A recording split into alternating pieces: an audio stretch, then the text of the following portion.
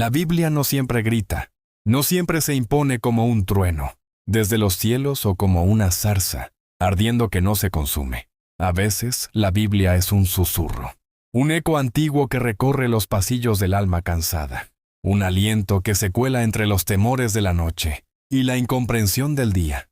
Quien busca entenderla desde el orgullo, la convierte en letra muerta, pero quien se acerca con sed, termina encontrando agua viva.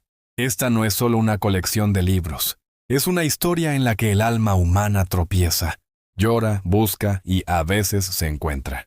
El Salmo 119 dice que la palabra de Dios es lámpara para nuestros pies y luz para nuestro camino. Pero, ¿cuántos de nosotros seguimos caminando a oscuras, aun cuando la luz está delante? La respuesta no siempre está en la falta de lectura, sino en la forma en que leemos. Muchos abren la Biblia como quien busca un amuleto. La leen esperando consuelo inmediato, milagro sin quebranto, salvación sin arrepentimiento. Pero la Biblia es un espejo, no una máscara. No adorna nuestras heridas, las revela. No justifica nuestras caídas. Nos llama a levantarnos con verdad y humildad. Cuando el profeta Elías huye y se esconde en la cueva, esperando que Dios le hable en el terremoto o en el fuego, la voz de Dios se manifiesta en un silbo apacible y delicado. No en la violencia del estruendo, sino en la intimidad del silencio. Así es también con la Escritura. No siempre es en el versículo más conocido donde Dios habla, sino en aquella línea que leemos sin esperar. Nada, y de repente se convierte en espada que penetra el corazón. Porque la Biblia no fue escrita para entretenernos ni para validarnos, sino para transformarnos. El Evangelio de Juan comienza diciendo que el Verbo, la palabra, se hizo carne. Jesús no fue solo un maestro de palabras, fue la encarnación viva de todo lo que la Biblia contenía. Leer la Escritura, sin encontrarse con el carácter de Cristo, es como mirar una carta sin comprender la intención del remitente. Cada página, cada historia, cada profeta, cada promesa y cada advertencia apuntan a Él, no como figura lejana, sino como el Dios que habita entre nosotros. El que sana, pero también el que corrige. El que perdona, pero también el que purifica. Muchos buscan respuestas en la Biblia, pero a veces lo que Dios da no son respuestas, sino preguntas que despiertan el alma. ¿Dónde estás? Le preguntó a Adán. ¿Qué haces aquí, Elías? Y preguntó al profeta. ¿Quién dice la gente que soy yo? Preguntó Jesús a sus discípulos. La Biblia no es un manual para tener el control, sino un camino para aprender a confiar. No ofrece garantías humanas. Ofrece la promesa de su presencia. En la cárcel, en la aflicción, en la duda, en el gozo. Está ahí. En cada historia rota, en cada lamento de los salmos, en cada carta escrita desde la prisión. Pablo, desde su celda, no escribió queja, escribió esperanza. Dijo que había aprendido a estar contento cualquiera que fuera su situación. No porque entendía todo, sino porque conocía a aquel en quien había confiado. Y esa confianza nacía de la palabra viva que había transformado su vida. Una palabra que no se quedó en teoría, sino que lo acompañó en cada latigazo, en cada naufragio, en cada noche solitaria. Cuando abrimos la Biblia, no estamos abriendo solo un libro, sino una posibilidad. La posibilidad de que Dios hable hoy. No con voz audible, tal vez, pero sí con una claridad que sobrepasa todo entendimiento.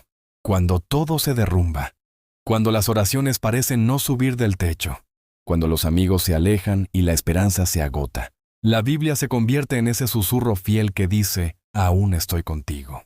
El profeta Jeremías escribió que halló las palabras de Dios y las comió, y que le fueron por gozo y por alegría de su corazón. Comer la palabra es más que estudiarla, es dejar que nos alimente, que nos sostenga, que nos desnude y nos cubra al mismo tiempo. A veces dolerá porque confronta, a veces consolará porque abraza, pero nunca será indiferente. La Biblia incomoda a los satisfechos y levanta a los caídos. Es espada y es bálsamo. Es tormenta y es refugio. Todo depende de cómo llegamos a ella. Cuando no sepamos qué hacer, volvamos a las Escrituras. Cuando todo parezca silencio, volvamos a sus páginas. Cuando la fe se tambalee, cuando el alma se enfríe, cuando la oración sea un suspiro sin fuerza, que el corazón vuelvan a encontrar en ella la llama que nunca se apagó. Porque fue Dios quien dijo que la hierba se seca y la flor se marchita, pero su palabra permanece para siempre. Y si permanece, es porque sigue hablando. Solo tenemos que aprender a escucharla. No con los oídos, sino con el alma. Hay una verdad que pocos se atreven a aceptar cuando se acercan a la Biblia. No siempre entenderás lo que lees.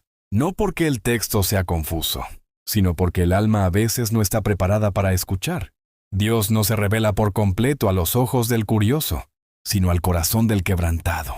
Hay momentos en los que abrimos las Escrituras y el corazón está tan endurecido, tan intoxicado de ruido, de orgullo, de autosuficiencia, que las palabras pasan sin hacer nido, sin dejar raíz. Pero no es porque la palabra haya perdido poder, sino porque hemos cerrado las puertas del alma desde adentro. Leer la Biblia requiere más que tiempo, requiere disposición. No se trata de cuántos capítulos se leen por día, sino de cuántas verdades estás dispuesto a dejar que te transformen. Porque a veces una sola frase leída con el corazón abierto puede romper años de cadenas internas, y a veces una lectura superficial de toda la Biblia no mueve un solo pensamiento del alma endurecida. Jesús mismo lo advirtió. Dijo que muchos tienen oídos, pero no oyen, tienen ojos, pero no ven. Y se refería precisamente a eso, a quienes se acercan a la palabra esperando solo confirmación de lo que ya creen y no transformación de lo que necesitan cambiar. La Biblia no fue dada para reafirmar nuestras ideas, sino para revelarnos la mente de Dios. Y su mente no siempre coincide con nuestros deseos. A veces sus caminos son incomprensibles, como lo declara Isaías, porque sus pensamientos no son nuestros pensamientos, ni sus caminos nuestros caminos. Y cuando el alma se encuentra con esta realidad, se abre una de dos puertas. O se rechaza la palabra por no ajustarse a los caprichos del corazón, o se abraza con humildad, aceptando que en esa confrontación también habita la gracia. El libro de Job no es una historia cómoda. Es una historia que trastoca nuestras ideas sobre el sufrimiento, sobre la justicia divina, sobre la fidelidad sin recompensa. Job no es recompensado inmediatamente. Antes de que Dios le devuelva todo, primero le confronta. Primero lo lleva a un silencio sagrado, donde el hombre deja de justificar su inocencia y empieza a reconocer la grandeza de un Dios que da y quita. Job no encuentra consuelo en sus amigos, ni en la lógica humana, ni en las explicaciones religiosas. Lo encuentra cuando Dios se le revela, no con respuestas detalladas, sino con una presencia que lo sobrecoge y lo ubica.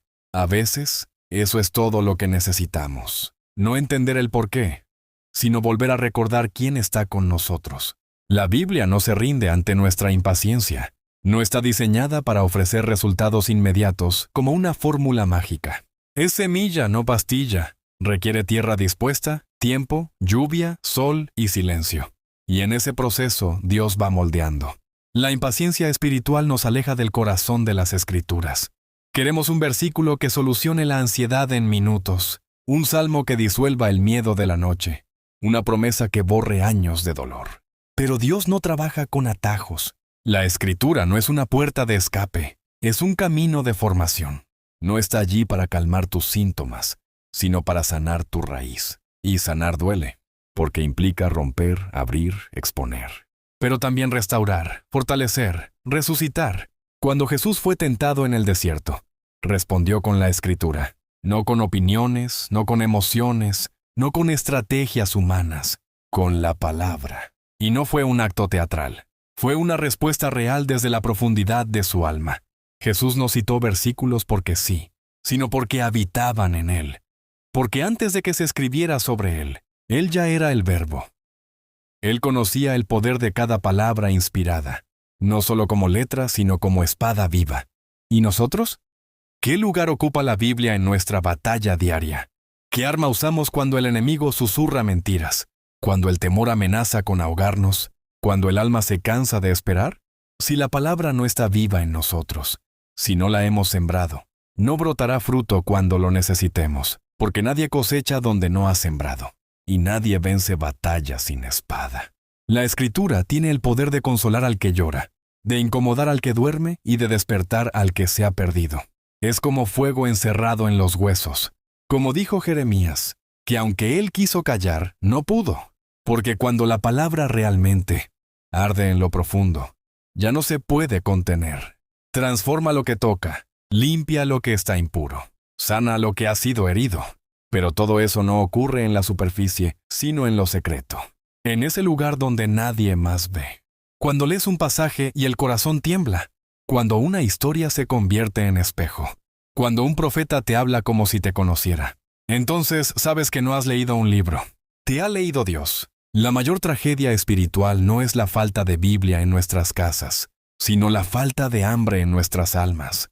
No se trata de que el mundo ya no tenga acceso a la palabra. Es que hemos perdido el asombro. Nos hemos vuelto consumidores de versículos, pero no discípulos de la verdad. Repetimos promesas, pero no vivimos procesos. Recitamos textos, pero no practicamos principios.